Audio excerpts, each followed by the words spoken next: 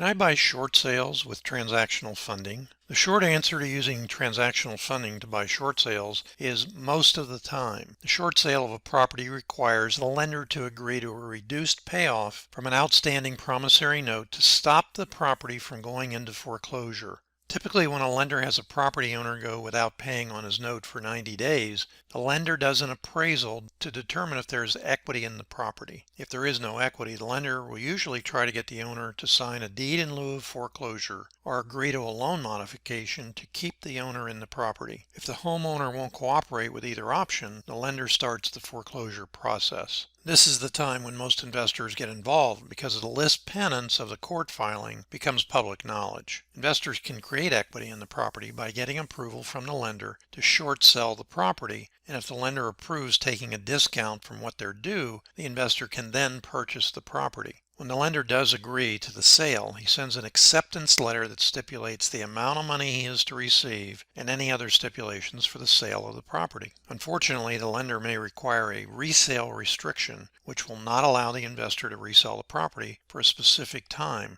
usually 30 or 90 days. I've seen this period up to 180 days, but usually it is 30 days. Too often this deed restriction isn't known to the listing or closing agents, so the investor can get a terrible surprise a day before the closing. The investor does have the right to cancel his contract if this happens, or he can use a hard money lender to fund his purchase and hold the property until resale. This restriction is literally stamped on the deed from the lender that will be recorded in the public record. If there's no deed restriction, the investor can resell the property on the same day he purchases it. This resale restriction is not the same as a seasoning period that lenders require for buyers of investment properties that were purchased and presumably rehabbed in the previous 90 days. If you have any additional questions, contact me directly at davedinkelquestions@gmail.com. If you need hard money instead of transactional funding, contact me for referrals to private hard money lenders.